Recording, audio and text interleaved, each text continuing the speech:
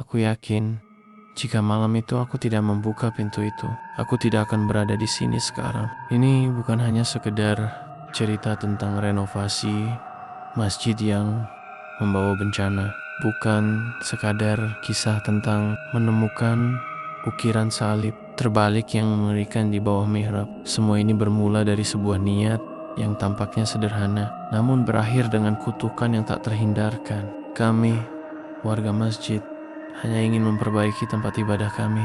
Namun, apa yang kami temukan di bawah lantai masjid itu bukanlah sesuatu yang bisa kami pahami. Sejak saat itu, imam kami, Ustadz Rafid, yang sebelumnya selalu menjadi pilar bagi kami, berubah menjadi sesuatu yang tidak lagi kami kenal. Dan lebih mengerikannya lagi, wabah yang datang setelahnya tidak hanya menewaskan mereka yang terlibat, tetapi juga merusak akal sehat kami. Seseorang mulai melakukannya dengan sengaja, dan satu-satunya cara untuk menghentikannya adalah dengan mencari bantuan dari seseorang yang memiliki ilmu yang lebih tinggi. Semua bermula saat kami merenovasi masjid. Kami hanya ingin memperbaiki lantai dan mihrab yang sudah rusak. Hingga akhirnya kami menemukan sesuatu yang tak bisa kami jelaskan, sebuah ukiran salib terbalik yang tersembunyi di bawah mihrab. Tapi sepertinya ia sengaja disembunyikan. Tidak ada yang tahu sejak kapan ukiran itu ada.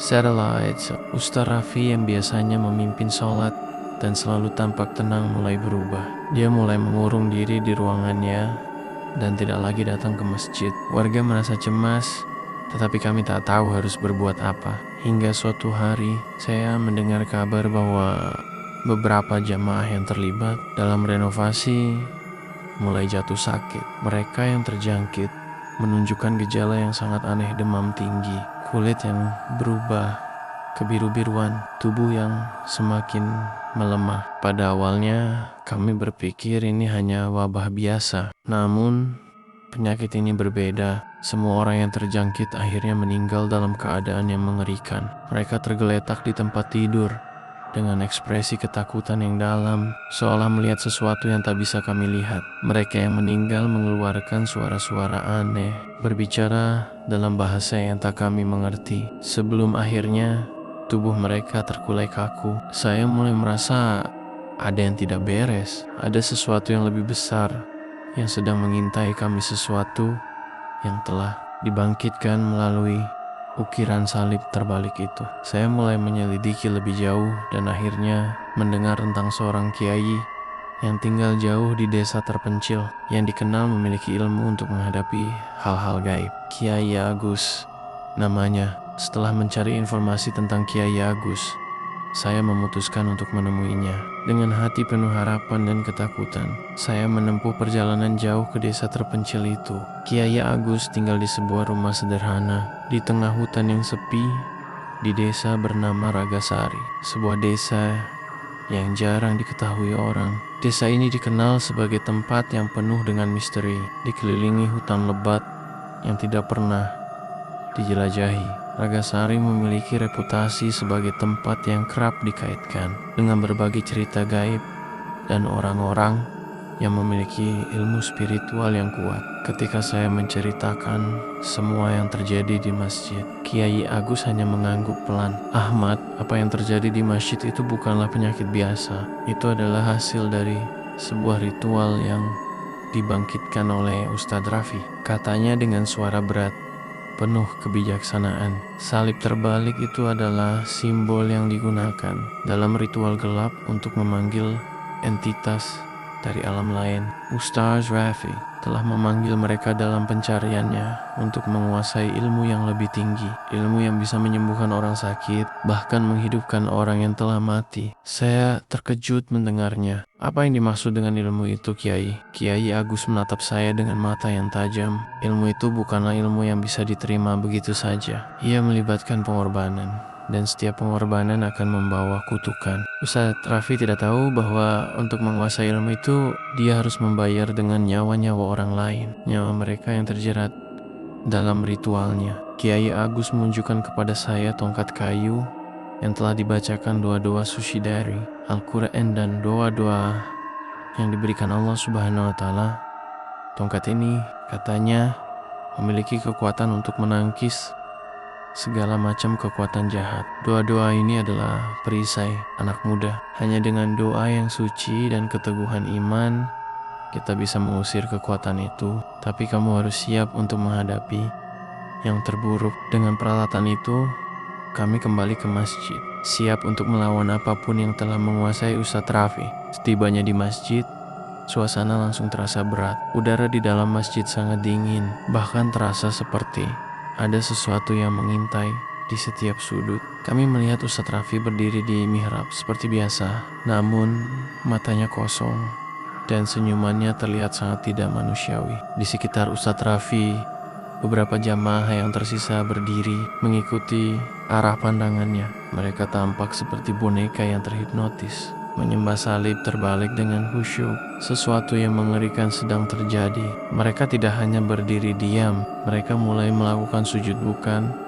hanya sekali, tetapi 4 kali mengikuti perintah Ustadz Raffi. Setiap kali mereka sujud, mereka berdoa dengan suara yang aneh, seakan memanggil entitas yang tak terlihat. Sujud pertama mereka lakukan dengan kepala menunduk ke tanah. Kemudian mereka bangkit, memandang salib terbalik di bawah mihrab. Sujud kedua mereka lakukan dengan cara yang sama, namun kali ini ada kekuatan yang lebih kuat menggerakkan mereka. Setelah sujud ketiga, saya melihat wajah mereka tampak seperti sudah tidak sadar lagi, hanya mengikuti instruksi tanpa rasa takut. Dan saat mereka melakukan sujud keempat, tubuh mereka seolah terhubung dengan entitas gelap yang ada di ruang itu. Saya telah menemukan jalan yang benar, Ahmad. Ustadz Raffi berkata dengan suara yang dalam dan mengerikan. Aku bisa menghidupkan mereka yang telah mati. Aku bisa menyembuhkan mereka yang sakit. Apa yang kalian lihat adalah takdir. Aku telah dipilih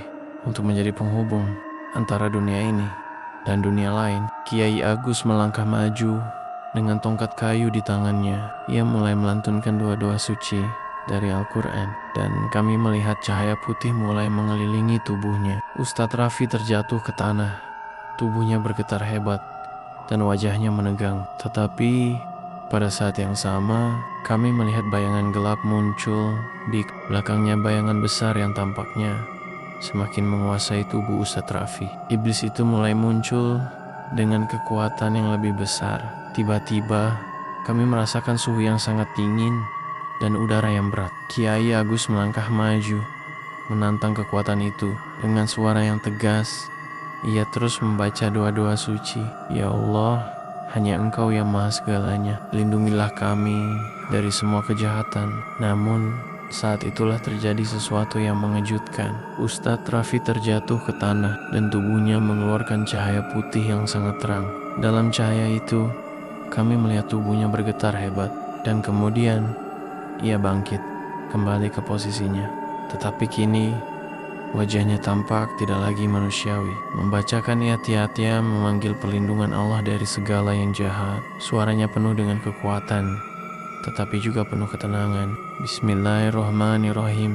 Lindungilah kami dari godaan setan dan kekuatan yang ingin menghancurkan kami. Semakin lama, suara Kiai Agus semakin keras, dan kami melihat cahaya putih mulai mengelilingi tubuhnya. Ustadz Raffi terjatuh ke tanah, tubuhnya bergetar hebat, dan wajahnya menegang. Tetapi pada saat yang sama, kami melihat bayangan gelap muncul di belakangnya, bayangan besar yang tampaknya semakin menguasai tubuh Ustadz Raffi. Iblis itu mulai muncul dengan kekuatan yang lebih besar. Tiba-tiba kami merasakan suhu yang sangat dingin dan udara yang berat. Kiai Agus melangkah maju, menantang kekuatan itu. Dengan suara yang tegas, ia terus membaca doa-doa suci. Ya Allah, hanya Engkau yang maha segalanya. Lindungilah kami dari semua kejahatan. Namun, saat itulah terjadi sesuatu yang mengejutkan. Ustadz Raffi terjatuh ke tanah dan tubuhnya mengeluarkan cahaya putih yang sangat terang. Dalam cahaya itu, kami melihat tubuhnya bergetar hebat, dan kemudian ia bangkit kembali ke posisinya. Tetapi kini, wajahnya tampak tidak lagi manusiawi. Wajahnya berubah menjadi sangat kasar, matanya kosong, dan tubuhnya seperti dibalut oleh kekuatan gelap. Kalian tidak bisa mengalahkanku. Aku sudah memanggil mereka dan mereka akan selalu ada di sini. Ustadz Raffi berkata dengan suara yang tidak bisa dijelaskan. Beberapa hari kemudian, saya melihat seorang pemuda baru datang ke masjid. Ia tampak bingung, tetapi ada sesuatu yang sangat aneh dalam cara dia berjalan, cara senyumannya. Kiai Agus menatap pemuda itu dengan tajam, dan dalam hati saya tahu iblis itu telah menemukan penggantinya. Ia akan kembali. Senyuman aneh pemuda itu membuat saya merinding. Senyumannya bukan senyuman manusia biasa. Dia adalah pengganti Ustadz Raffi. Dan dengan senyumannya itu, saya tahu ritual itu belum berakhir. Iblis itu tidak akan berhenti. Kiai Agus berkata pelan, selama ada yang lemah, mereka akan selalu mencari jalan untuk kembali. Kami meninggalkan masjid dengan kesadaran bahwa pertempuran ini belum berakhir. Iblis itu akan selalu menemukan pengganti baru, dan selama itu ada, kami akan terus berjuang. Namun, yang lebih menakutkan adalah kenyataan bahwa kita tidak tahu siapa lagi yang akan menjadi korban berikutnya. Tamat.